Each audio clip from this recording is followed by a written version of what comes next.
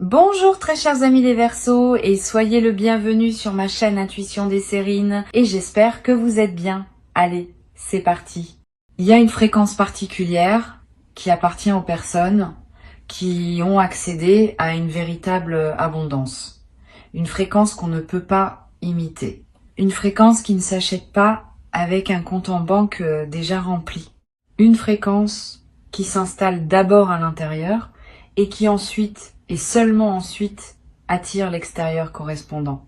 Cette fréquence, tu es en train de l'acquérir. Pas par hasard, pas par chance, par l'aboutissement d'un travail intérieur que tu as mené souvent, sans même réaliser que tu le menais. Et c'est cette fréquence qui va transformer ton rapport à la richesse de manière durable et profonde. La notion de millionnaire dont je veux te parler dépasse largement le simple chiffre sur un relevé bancaire. Devenir millionnaire au sens véritable, c'est entrer dans une posture intérieure où tu disposes d'une telle abondance de toutes choses précieuses que les manques anciens deviennent impensables. Abondance financière, oui, mais aussi abondance de temps, abondance de relations nourrissantes, abondance d'inspiration créatrice, abondance de moments de paix profonde, abondance d'opportunités qui se présentent plus vite que tu ne peux les saisir. Cette multidimensionnalité de la richesse est ce qui distingue les personnes vraiment abondantes de celles qui ont seulement de l'argent. Et toi, tu es appelé à la véritable abondance, pas à sa version appauvrie. Le choc dont parle le titre n'est pas un choc négatif. C'est l'effet de surprise que produit, sur ton entourage et même sur toi-même, la rapidité avec laquelle ta réalité va commencer à changer une fois que la fréquence d'abondance est solidement installée. Les gens autour de toi vont remarquer quelque chose. Pas forcément des changements matériels visibles dans les premières semaines. Plutôt un changement dans ta présence. Une assurance nouvelle. Une légèreté qui contraste avec les périodes plus tendues qu'ils t'avaient connues. Et puis progressivement, à mesure que la fréquence intérieure se traduit en manifestation extérieure, le choc va s'amplifier. Parce que ce qui se construit pour toi a une rapidité d'apparition qui surprendra ceux qui n'ont pas suivi ton travail intérieur. Tu vois, l'argent suit l'énergie. Cette loi simple est connue depuis longtemps mais souvent mal comprise. On pense qu'il suffit de visualiser l'argent pour qu'il arrive. Ce n'est pas tout à fait cela. Il faut visualiser, oui, mais surtout incarner la fréquence qui correspond au niveau d'abondance souhaité. Cette incarnation se travaille à de multiples niveaux. Dans la manière dont tu te parles à toi-même, dans les croyances que tu portes, dans la posture corporelle que tu adoptes, dans les choix quotidiens que tu fais, même les plus petits. Tout cela contribue à construire ou à défaire la fréquence d'abondance. Et toi, sans toujours t'en rendre compte, tu as construit cette fréquence pas à pas au fil des derniers temps. Maintenant, elle est suffisamment solide pour produire des résultats tangibles. Ici, sur Intuition des Sirènes, je veux te parler de ce qui distingue ceux qui passent à un autre niveau de prospérité de ceux qui restent toute leur vie au même niveau. Ce n'est pas l'intelligence, c'est pas la chance, c'est pas le talent, c'est la disposition intérieure à recevoir. Beaucoup de personnes très intelligentes, très talentueuses, très chanceuses restent pourtant à un niveau modeste toute leur existence parce qu'elles n'ont jamais accepté profondément de recevoir au-delà de ce qu'elles considèrent comme leur dû minimal. Elles ont plafonné leur capacité à accueillir, et tant que ce plafond invisible n'est pas levé, aucun talent ne suffit à percer. Toi, tu es en train de lever ce plafond. C'est cela le travail réel qui s'opère. La levée de ce plafond intérieur est l'événement le plus important qui puisse t'arriver dans ta relation à l'argent. Bien plus important qu'un coup de chance ponctuel. Parce que un coup de chance, sans lever de plafond, se dissipe rapidement. L'argent gagné inopinément retourne d'où il est venu. C'est ce qui explique pourquoi tant de personnes qui gagnent à des loteries se retrouvent quelques années plus tard dans une situation financière pire qu'avant. Elles n'avaient pas levé leur plafond intérieur. L'univers leur a donné, mais elles n'ont pas pu garder. Toi, tu fais le travail dans le bon ordre. Tu lèves le plafond d'abord. L'argent qui arrivera ensuite trouvera un contenant capable de le retenir et de le faire grandir. je veux te parler de ton rapport au luxe. Beaucoup de personnes pensent que le luxe, c'est de l'extravagance, que désirer du beau, du raffiné, du qualitatif, c'est être superficiel. Cette vision appauvrissante est souvent inculquée pour décourager le désir d'élévation. Mais le luxe authentique n'a rien à voir avec l'extravagance ou la superficialité. Le luxe authentique, c'est l'expression matérielle d'un respect que tu te portes. C'est dire à ton corps qu'il mérite des matières douces. Dire à tes yeux qu'il mérite de la beauté. Dire à ton temps qu'il mérite d'être passé dans des espaces qui te nourrissent. Cette permission à recevoir du luxe est l'une des étapes vers une véritable prospérité. Tu peux l'accorder à toi-même progressivement, dans la mesure de tes moyens actuels, en attendant que ces moyens s'élargissent. Tu vas commencer à attirer dans ton quotidien des éléments de qualité supérieure à celle à laquelle tu étais habitué, pas forcément de manière spectaculaire, de manière subtile mais constante, un produit de meilleure qualité qui apparaît dans ta cuisine, un service auquel tu as accès et qui était hors de ta portée auparavant, une invitation dans un lieu plus raffiné, une occasion de voyager qui se présente. Ces apparitions ne sont pas le hasard. Elles sont le signe que ta fréquence est en train de s'élever et que les éléments qui correspondent à cette nouvelle fréquence commencent à entrer naturellement dans ton champ. Sois attentif à ces signes. Ils te confirment que le mouvement est en marche. Il y a une chose précieuse qu'il faut comprendre à propos de la richesse véritable. Elle n'est jamais en compétition avec celle des autres. Les personnes qui pensent qu'il y a une quantité limitée d'abondance dans l'univers et que ce que les uns reçoivent est forcément retiré à d'autres, restent dans une mentalité de pénurie qui les empêche d'accéder à leur propre prospérité. La vraie compréhension, c'est que l'abondance se crée. Elle ne se distribue pas à partir d'un stock fini. Quand tu prospères, tu n'enlèves rien à personne. Au contraire, ta prospérité contribue à élever la fréquence collective et à rendre l'abondance plus accessible pour tous. Garde cela à l'esprit, parce que cette compréhension dissout la culpabilité résiduelle qui peut freiner ta propre montée. La culpabilité de prospérer est un sujet rarement abordé, mais essentiel. Beaucoup de personnes, sans le savoir, sabotent leur propre montée parce qu'elles ont intégré l'idée que devenir riche est moralement suspect. Cette idée vient parfois d'environnements où la pauvreté était valorisée comme une vertu et la richesse considérée avec méfiance. Si tu portes des traces de cette programmation, tu vas peu ressentir des résistances intérieures à mesure que ta prospérité augmente. Ces résistances peuvent prendre des formes étonnantes. Autosabotage discret, dépenses absurdes au moment où tu commences à accumuler, décisions qui ramènent ta situation à un niveau familier, sois attentif à ces dynamiques, elles ne sont pas ennemies. Elles sont des protections anciennes qui croient encore te servir. Tu peux les remercier et leur expliquer doucement qu'elles n'ont plus à intervenir. Tu vas commencer à voir l'argent différemment. Avant, tu le voyais comme une ressource rare à défendre.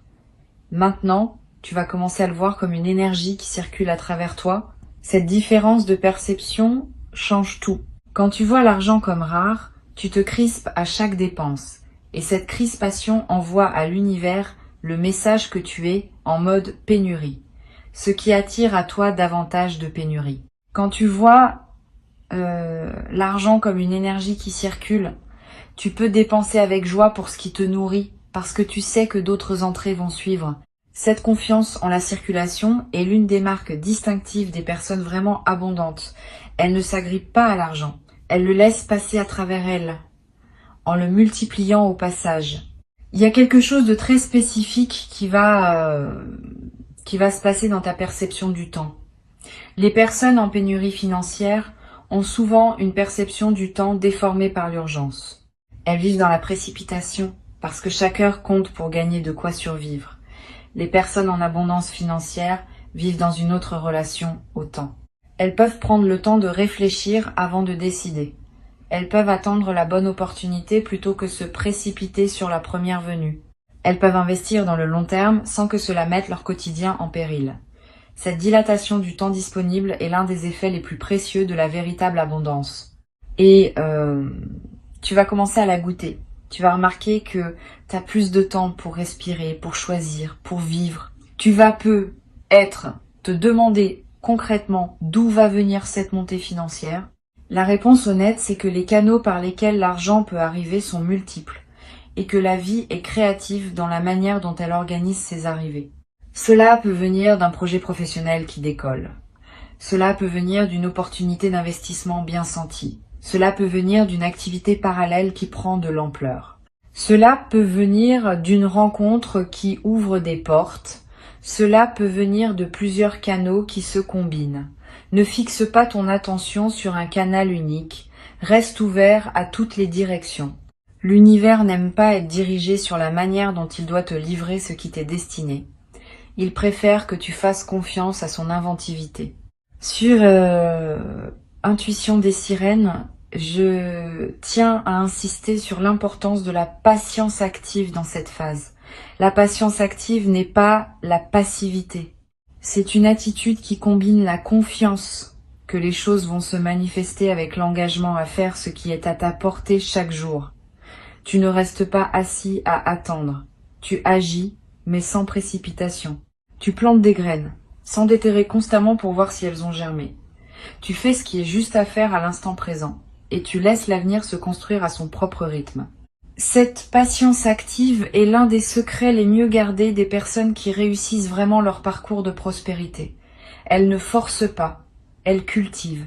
Le piège dans lequel beaucoup tombent à ce stade, c'est la précipitation provoquée par l'excitation.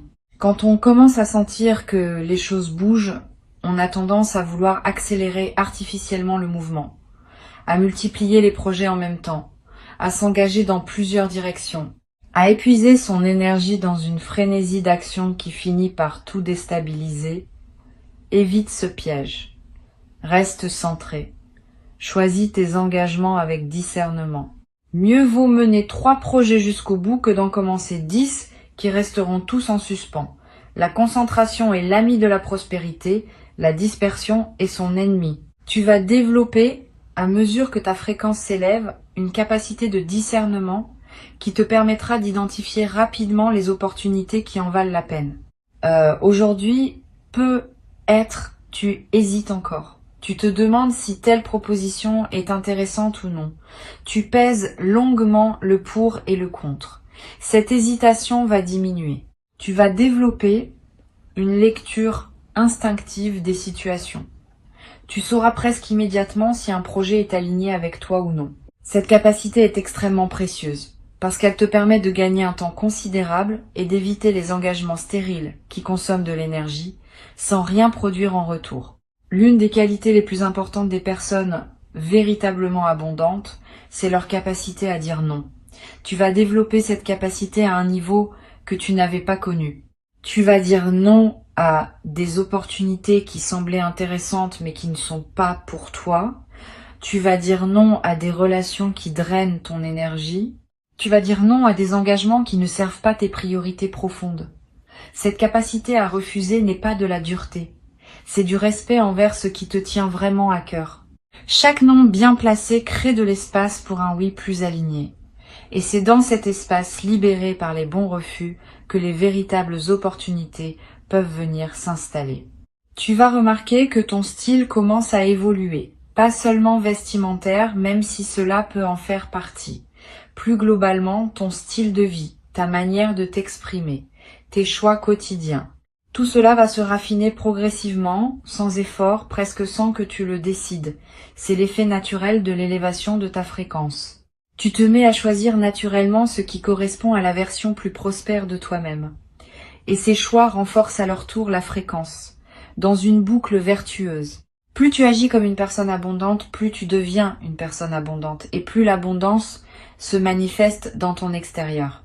Il y a un sujet délicat qu'il faut aborder, la relation à ceux qui n'évoluent pas au même rythme que toi. À mesure que tu prospères, certaines personnes de ton entourage vont avoir des réactions diverses. Certaines vont se réjouir sincèrement et même s'inspirer de ton exemple. D'autres vont avoir plus de mal.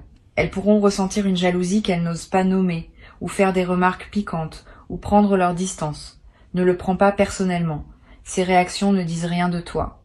Elles disent quelque chose de leur propre rapport à l'abondance, continue ton chemin sans culpabilité. Tu n'as pas à freiner ton ascension pour ne pas heurter ceux qui sont restés en bas. Au contraire, en montant pleinement, tu leur montres que c'est possible et tu inspires ceux qui sont prêts à suivre leur propre voie d'élévation. Tu vas attirer à toi un nouveau cercle de personnes. Des personnes qui vibrent à un niveau similaire au tien.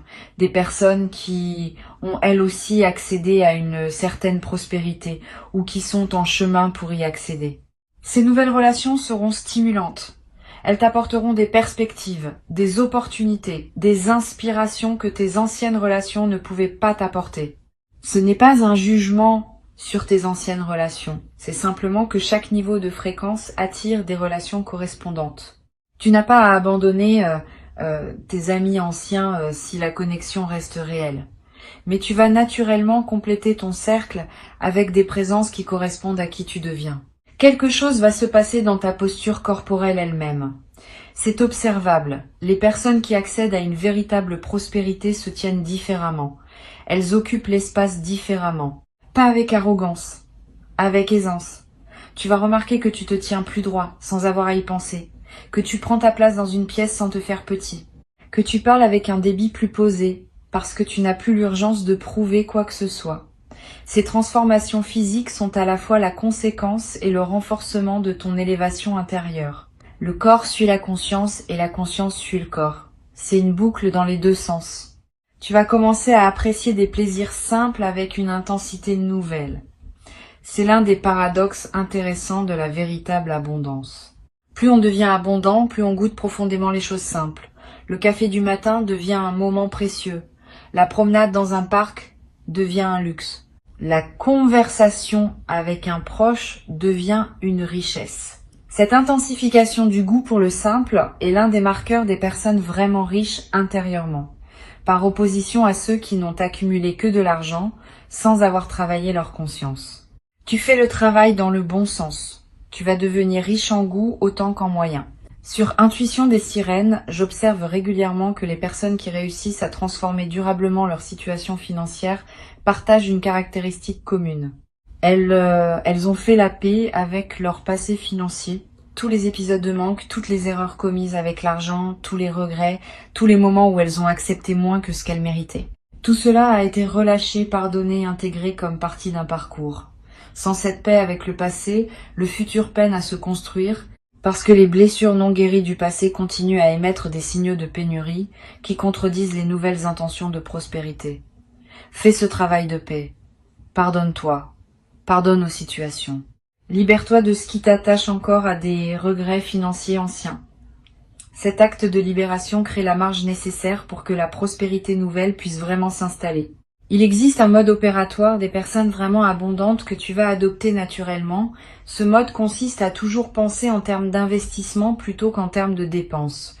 Quand tu mets de l'argent quelque part, demande-toi ce que cela construit, pas seulement matériellement, émotionnellement, énergétiquement, stratégiquement. Cette habitude de penser en investissement s'applique à tout. À l'argent, oui, mais aussi au temps, aux émotions, aux relations, à l'attention. Tout ce que tu places quelque part construit quelque chose. Choisir consciemment où tu investis devient l'une des habitudes les plus puissantes pour générer une prospérité durable. Tu vas développer un rapport plus joyeux à la générosité. La générosité, vue depuis la pénurie, est un sacrifice. On donne, mais avec un pincement au cœur. Vue depuis l'abondance, la générosité devient un plaisir. On donne, et le don nous nourrit autant que le receveur. Cette transformation de ton expérience de la générosité va être l'un des plaisirs inattendus de ta nouvelle fréquence. Tu vas avoir envie de partager, pas par devoir, par débordement. Cette générosité débordante a quelque chose de magique. Elle attire à toi davantage encore d'abondance, parce qu'elle confirme à l'univers que tu es un canal ouvert à travers lequel l'énergie peut circuler librement. Une chose importante à laquelle il faut être attentif, c'est ta capacité à célébrer tes propres succès.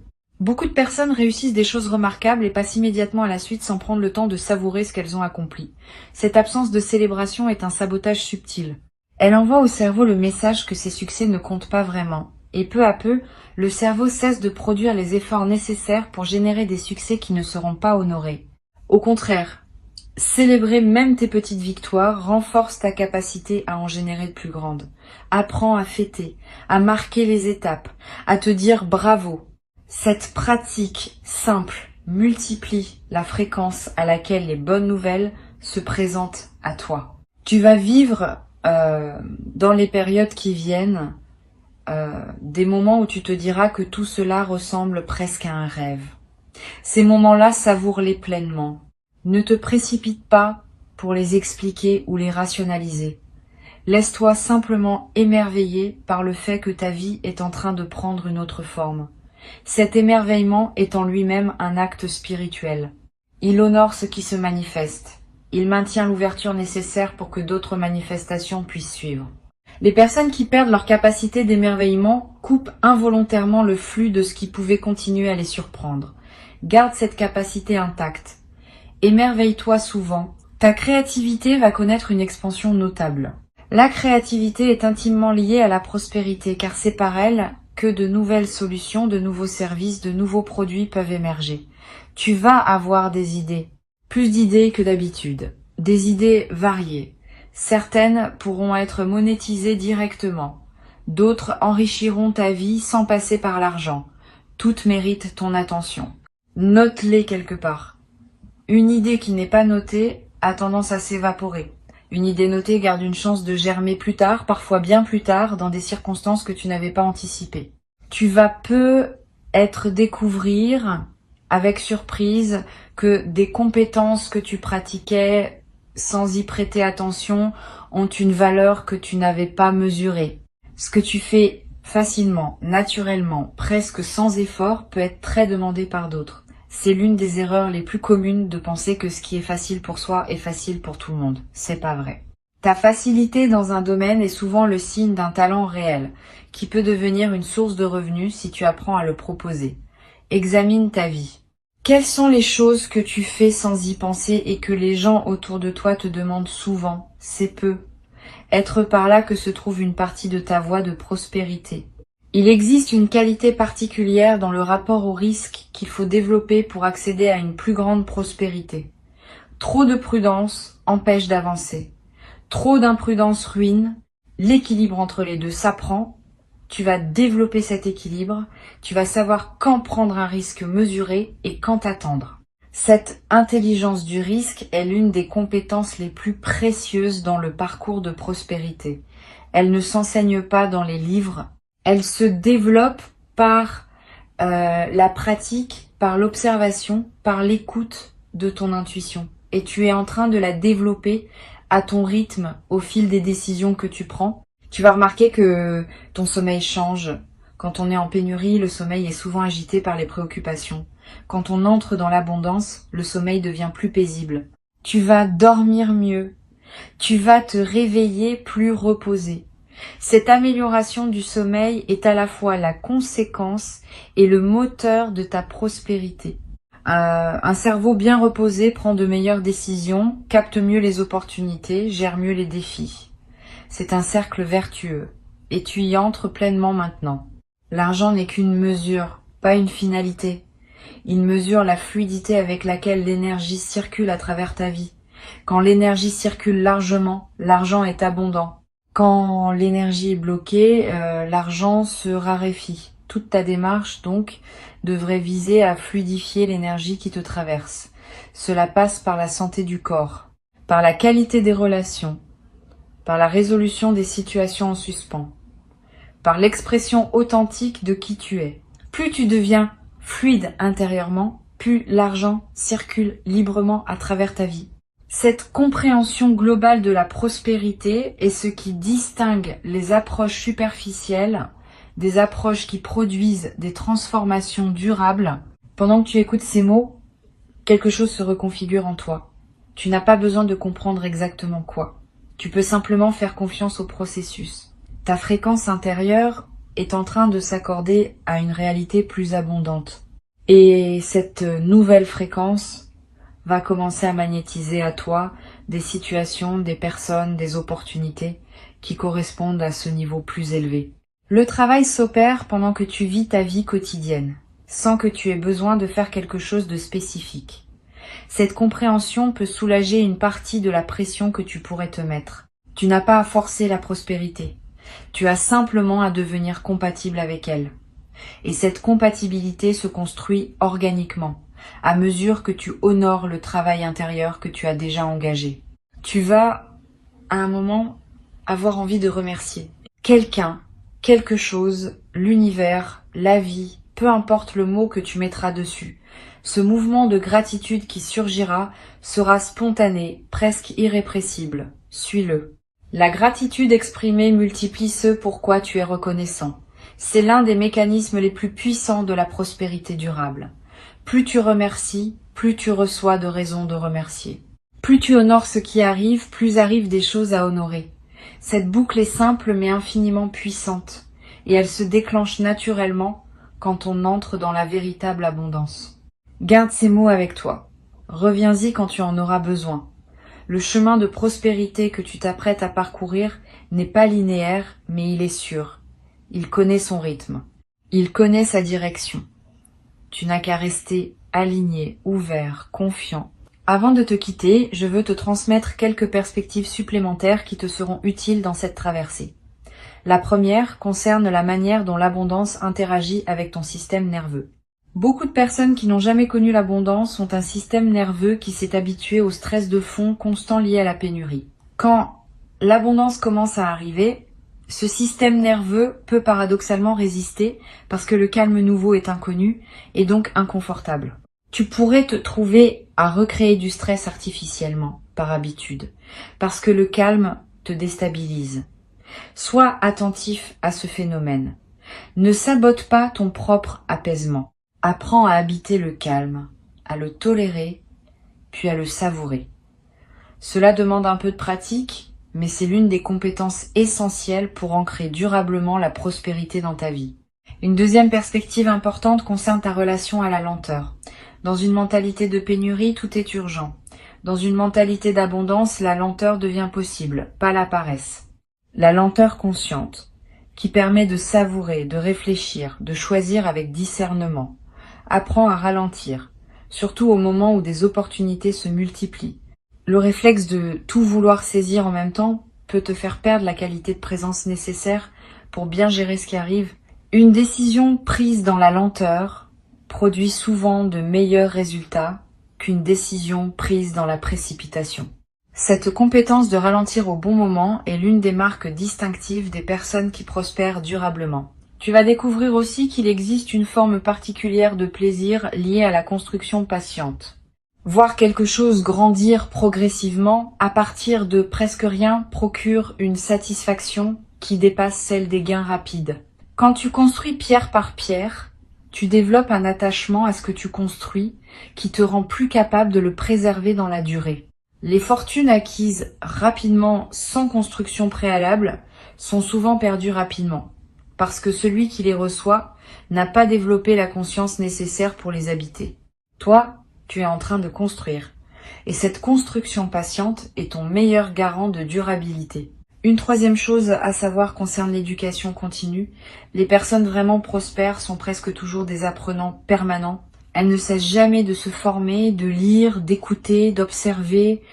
Cette habitude d'apprentissage maintient leur cerveau en état d'éveil et leur permet de saisir des opportunités que d'autres ne voient même pas. Tu n'as pas besoin de retourner à l'école formelle. Mais cultive ta curiosité. Lis des choses qui te nourrissent. Écoute des personnes qui en savent plus que toi dans des domaines qui t'intéressent. Pose des questions. Cette posture d'apprentissage continu est un investissement qui rapporte toujours, parfois de manière spectaculaire. Tu vas peu être surpris de constater que ta voix prend du poids dans des conversations où tu te sentais autrefois moins légitime.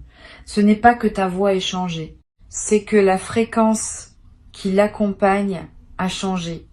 Les gens écoutent différemment ceux qui parlent depuis l'abondance. Pas parce que ce qu'ils disent est plus vrai, mais parce que la posture intérieure transparaît dans la voix et qu'une posture solide inspire l'écoute. Tu vas remarquer cela dans des réunions, dans des négociations, dans des conversations de groupe. Tu vas avoir l'impression que tu es entendu avec plus d'attention.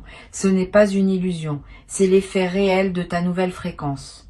Il existe une qualité de relation à l'argent qui s'apprend en l'observant chez les personnes qui le maîtrisent vraiment. Si tu as la chance de connaître ou de pouvoir observer des personnes qui ont une relation saine et abondante à l'argent, fais-le.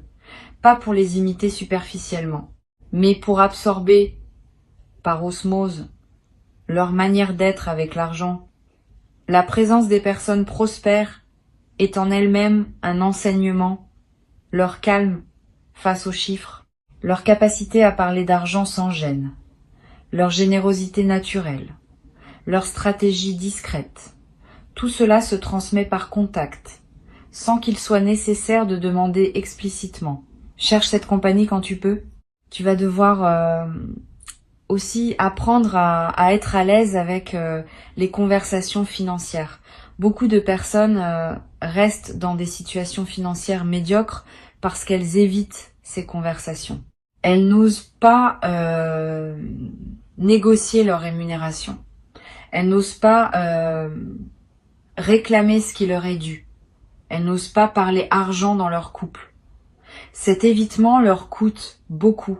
Tu vas apprendre à parler d'argent avec naturel, comme on parle de tout autre sujet. Cette aisance va transformer beaucoup de tes interactions et va ouvrir des portes qui restaient fermées tant que tu ne pouvais pas les pousser de la main ferme du dialogue financier assumé. Une dernière chose me semble importante à transmettre. La prospérité véritable a une dimension de transmission. Quand tu accèdes à l'abondance, tu deviens, que tu le veuilles ou non, un exemple pour ceux qui te regardent.